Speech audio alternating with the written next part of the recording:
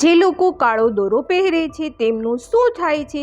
જો તમે પગમાં કાળો દોરો બાંધી રહ્યા છો તો આ વાતોનું ધ્યાન રાખો, નહીં તો શનિદેવની વિપરીત અસર થશે. કાળો દોરો પહેરતી વખતે કેટલાક નિયમોનું પાલન કરવું પણ જરૂરી છે. મિત્રો, આજની પ્રસ્તુતિમાં જ્યોતિષશાસ્ત્રો અનુસાર અમે તમને જણાવીશું કે કાળો દોરો કયા મંત્ર બોલીને પહેરવાથી ફાયદો થાય છે.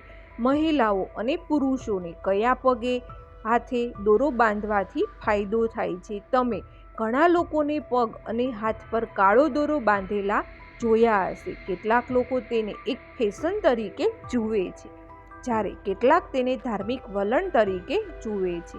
પરંતુ શું તમે જાણો છો કે તેને શા માટે પહેરવામાં આવે છે? મોટાભાગના લોકો કહે છે કે તેમના માતા પિતાએ બાળપણમાં બાંધ્યા હતા, જેના કારણે તે સતત તેને પહેરીને ફરતો રહે છે. જો કે પગમાં કાળો દોરો બાંધવાનું એક અલગ જ મહત્વ છે. તેમને બાંધવાની પ્રથા સદીઓથી ચાલતી આવે છે. આવો જાણીએ પગમાં કાળો દોરો બાંધવાના ફાયદા અને કઈ બાબતોનું ધ્યાન રાખવું જોઈએ. વૈદિક જ્યોતિષ અનુસાર દોરાના કાળા રંગનો સંબંધ શનિ ગ્રહ સાથે છે. એટલા માટે પગ પર કાળો દોરો બાંધવાથી શનિદેવ હંમેશા રક્ષણ કરે છે અને તમારા જીવનમાં માર્ગદર્શન પણ બની રહે છે. તેની સાથે સુખ સમૃદ્ધિ ધન ધાન્યમાં વધારો થાય છે.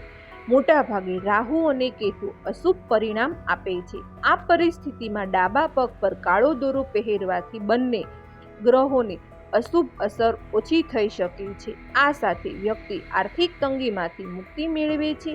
જ્યોતિષશાસ્ત્રો અનુસાર પગમાં કાળો દોરો પહેરવાથી ખરાબ નજર નથી લાગતી.